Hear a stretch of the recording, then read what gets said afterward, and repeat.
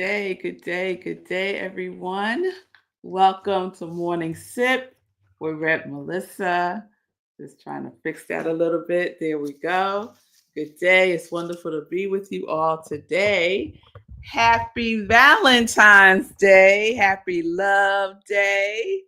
I hope that you have the day that you want to have on this day. Not big on Valentine's Day. Love is every day, right? Love is every day. But I do love the upliftment of it collectively for the most part in the United States. I do appreciate the focus on love and expressing love and demonstrating love. I do enjoy that aspect of the day. So, good day, Shay from Colorado. I'm loving my own self today and all my friends. Love you all. That's right, Shay. I'm loving all my friends today as well. And my hubby, we do the traditional cars. You could maybe see them in the background. And I bought him flowers this time. Yes, I bought him flowers. And you could kind of see the flowers. There we go. You can kind of see the flowers up there, right there. There we go.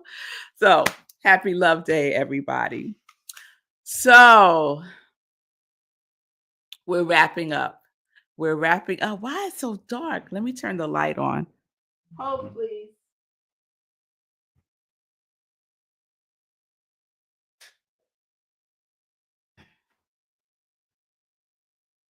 Okay. That's better. That's better. A little more light, a little more light. So I'm glad to be with you all today. Happy Love Day to you as well, Sekou. So we're wrapping up our More series. We're wrapping up our More series. And I'm going to start just with a little recap. And then I want to share a story. Uh, uh, is it a story? I want to share a demonstration. That's really what it is from something that I wrote in the 30-day mental diet about what I desired. And I wrote this back in 2018 and what it is now. So I want to share that because it's part of the more. It's part of the more. So I shared a couple of notes that I found from can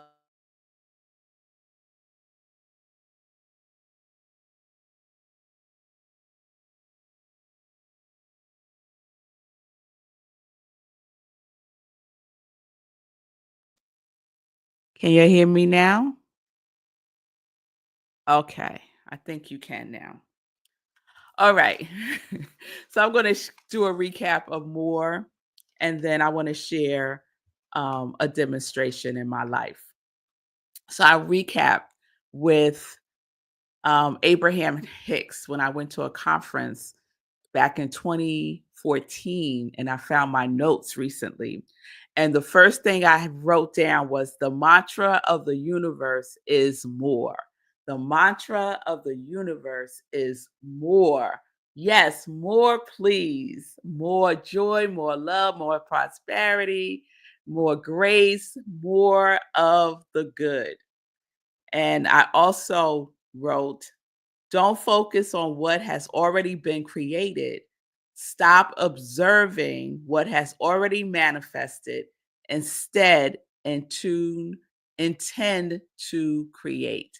So stop waiting, stop reminiscing on what was, and move forward and be in the creation now. Be in the creativity now. And I love that as well. Because sometimes we get stuck just looking at what had happened, right?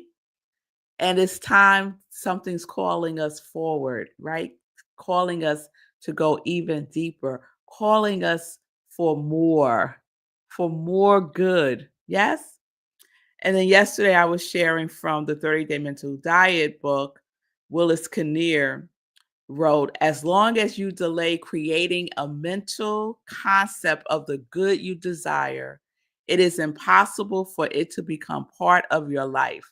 That right there is a statement about the law of mental equivalent.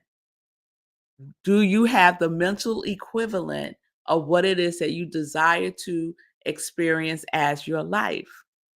Do you see it mentally? Are you thinking about it? Have you created the Bob Proctor would say that you have to see it on the screen of your mind, right? So are you seeing it on the screen of your mind? And if you don't, then it won't be created. The law of mental equivalent can only create the equivalent of your thinking. He goes on to say, if you want to start to enjoy life more, the only time you can start is now. The more will never become your experience until you start to do something about it. The more will never become your experience until you start to do something about it. So we could think about it, we could talk about it, we could imagine it, we can dream about it, we could hope for it, we could do all of the things. But if we don't do anything, guess what? It will not come to pass. We have to be a part of it. We are a part of the more. We are a part of the more. So the more will never become your experience until you start to do something about it. And when do you start to do something about it? You start to do something about it now. There's no better time than right here and right now. And so that leads me to what I want to share. I guess it's a more story, a more demonstration. So you know that we just completed the 30-day mental diet class last week, and I'm still engaged in the book. It usually takes me about 2 weeks or so after the class has ended to pull myself away from the 30-day mental diet. So my mental diet goes about 40 days. And I just reminisce a little bit over some of the key points that resonate with me. And this time around, I decided that I was going to read my capsule supplement from the very first time I read the 30-day mental diet that I can recall, that I made notes on. And that was in 2018. And I believe Reverend Jennifer Berkeley, who was the spiritual leader at the time at Rockland CSL, was teaching the class, the 30-day mental diet class, I believe. Or I did it on my own. I can't recall. So this morning during my spiritual practice, I was revisiting day 30. And so I have about 6 or 7 favorite days. And 2 of my favorite days are day 29 and day 30. So if you haven't read the 30-day mental diet book, it is basically a daily word about a principle, a prayer, and then how you apply it, how you can use it in your life to apply to a problem, a concern, a situation. And that makes it applicable. That's you can apply it, right? It becomes part of a practice. So I read this morning what I wrote on my day 30 back in 2018. And the exact date is February 13th, 2018. So that was the 13th was yesterday. So we're talking 7 years ago. Yesterday, I wrote these words for my capsule supplement. So the prompt is, today I will apply this idea to these aspects of my thoughts and actions. And so the idea for day 30 was called You live your thoughts. You always experience your convictions. You live your thoughts. You always experience your convictions. So this is what I wrote February 13th, 2018. What I really want in my life on a daily basis is joy, love, peace, fun, enthusiasm, stillness, and money. Then the second part of the prompt is my particular problem, condition, or situation, which it can be used to correct, is, and I wrote, whatever residual thinking, limiting belief that I have, that I can't have it, that I can't have the life that I dream of, that I can only make money through a regular 9 to 5 job. So that was the problem that I was applying the idea of living from my convictions, that I live my thoughts.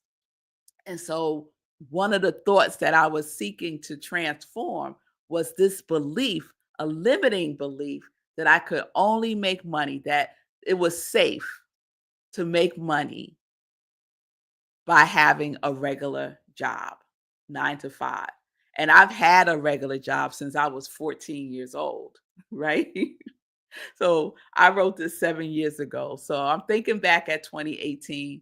Where was I at 2018? I was working at Edwin Gould. We were going through a merger with a much larger organization. It was basically a takeover, and it was quite stressful. And I wanted to leave. I did not want any parts of this, but I was deeply in it because I was part of the executive team. And it was one of the most professionally challenging times of my life, because it was clear to me what was happening. It was not a merger, it was an acquisition. So there was a lot of drama going on. And those of you who have been in my circle for quite some time know, because I shared a lot about what was happening with my very close friends. Ah, see, there's Deborah's on here. Yes. Deborah said, I remember that for you. Yes, yes. Deborah was one of those people that I was having all of these conversations with. And Deborah and I were prayer partners at that time. And I'm sure that I had put up a lot of prayer requests around this particular issue. But I always had, I won't say always, but I had a desire. I had a desire to experience work in a totally different way. And I started speaking about this at my job. I started speaking about being in a work environment where the whole person was honored, was seen, was heard, was respected and valued, right? And the organization that we were merging with did not reflect those values whatsoever. And within our organization, we had cultivated that connectedness, right? And the concern was that it was about to be lost. And it was, it was. And I knew this, and I knew this. And yet I was like, what do I do? You know? And I wrote this. Whatever residual thinking that I have, that I cannot live the life that I desire, that I cannot live my life in joy, I am complete with it. I release it. I let it go. I know it is not the truth. And I am convicted to live life in joy, connected to my yes. How that was going to happen, I did not know. And guess what? I knew back then that God got the how. God got the how. I just had to keep showing up as that which I wanted to experience, as that which I am.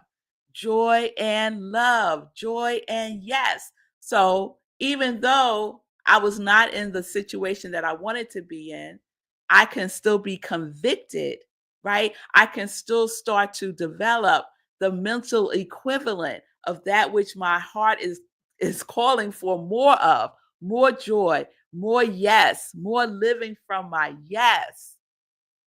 I could do that even in this situation, even in this stressful situation.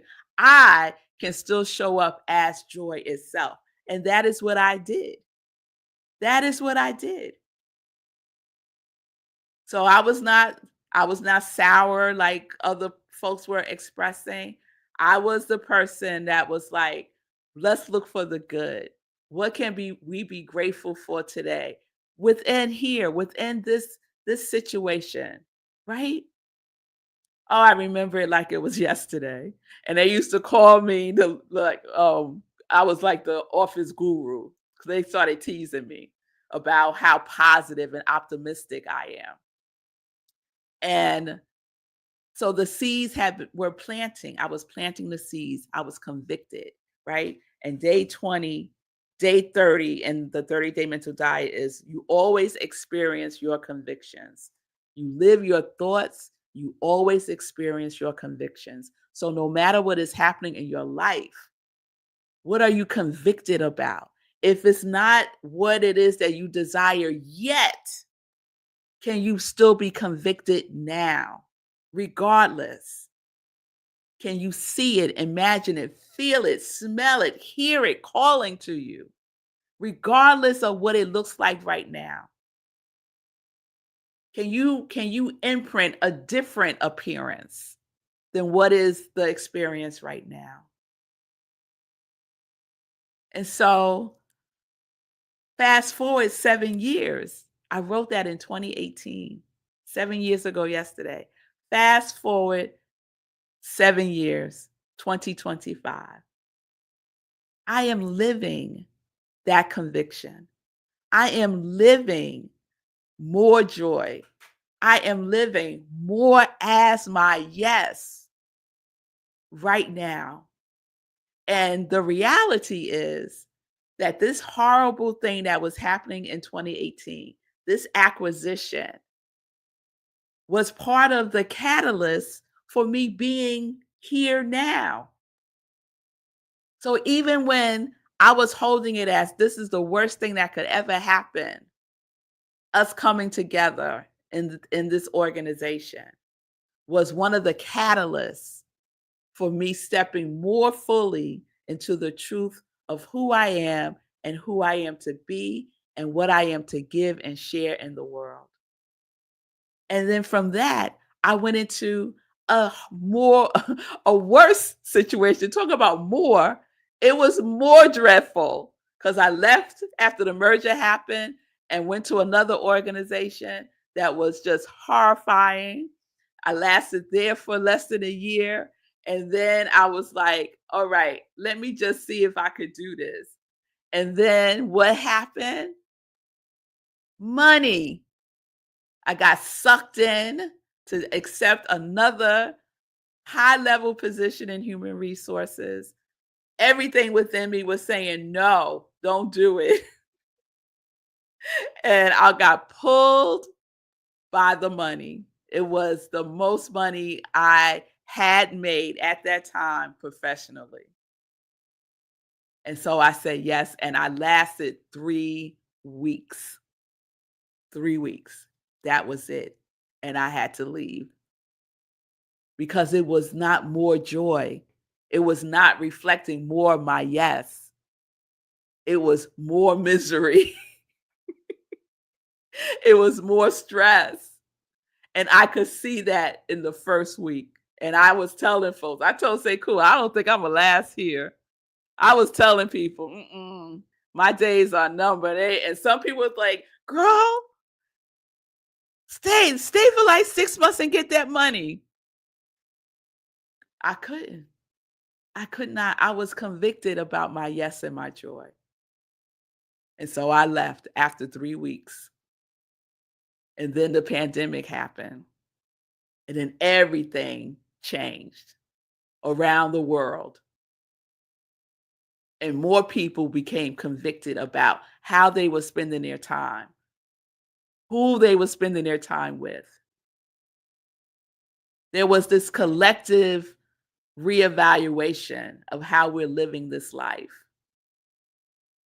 And some made huge shifts. Some became more convicted if they couldn't make the shift right then and there. So this is what we get to be. We get to be the more love, the more joy, the more grace, the more peace. Because what the world needs is more people who are convicted by love. That's what the world needs. So, happy Love Day, everybody. Happy Love Day. Be more love today and every day in every way. Thank y'all.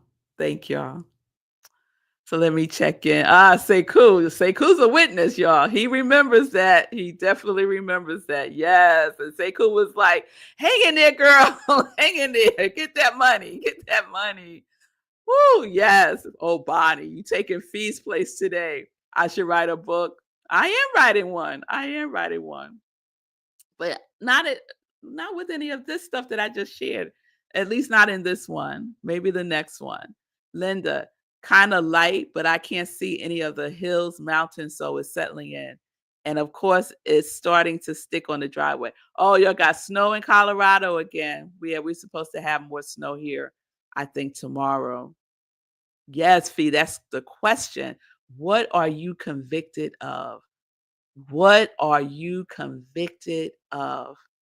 I am convicted of, yes, living my life in joy. Yes, yes, yes. Thank you, Fee. I am joy too, Maria.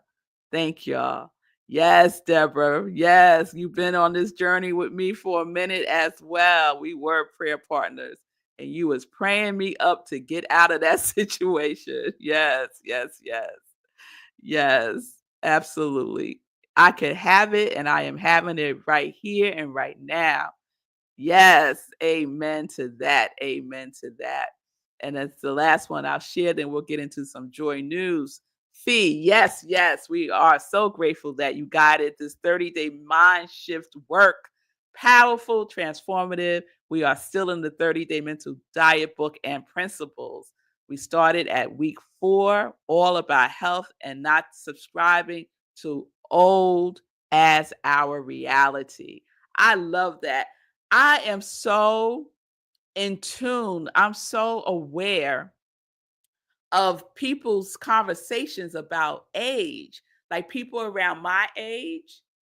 I was just on the phone the other day with somebody, and she and she's younger than me, and she kept referring to herself as old and the things that she can't do and all the aches and the pains. And I was like, oh, I was like blocking all of that. I was like blocking that. Finally, I said, well, girl, what you gonna do about it? You just gonna complain or you gonna do something? So that's how we get to shift the conversation too with people from complaining and shifting their reality. Yes, Fee King, I'm with you on that. All right, y'all, let's get into some joy news for the weekend.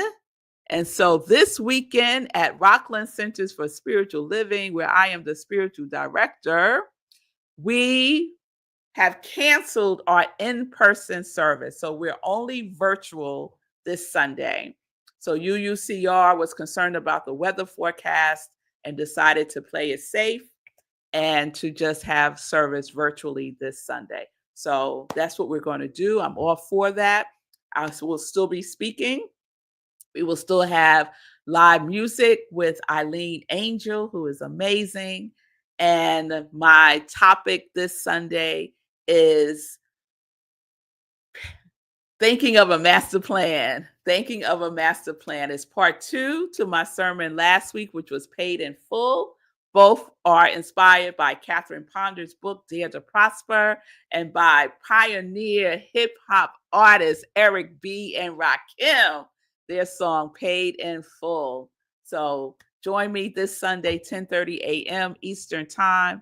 Go to rocklandcsl.org for the special Zoom link. We're using the UUCR Zoom link. So the link will be on our website and it's also in the newsletter if you receive the newsletter, and it's also on our social media. So I hope to see you on Sunday virtually on the UUCR Zoom. We also will not be live broadcasting. So if you can't catch it, you can see the replay when we upload it on our YouTube channel at Rockland Centers for Spiritual Living. Also on Sunday, I provide you with what I call the other sip, Sunday in Praise, where I share an inspirational message. And this Sunday, I will be sharing the paid in full message that I gave this past Sunday. So you can check out part 1 of the series Sunday at 10:30 on the replay, 10:30 a.m. Eastern Time. Also, next week, I will be starting my second spiritual life coaching group. I have 3 slots available. It's 8 people in total. So 3 slots are available if you want to experience spiritual life coaching with me, work on your passion, your goals, work on your purpose, work on your conviction, create a plan of action for yourself. We're going to start that process. So it's 6 weeks commitment, Tuesdays, 7 p.m. to 8 p.m., starting February 18th, Tuesdays through March 25th. The cost for new clients is $55 per session, which is a deal. And for current and returning clients, it is $35 per session.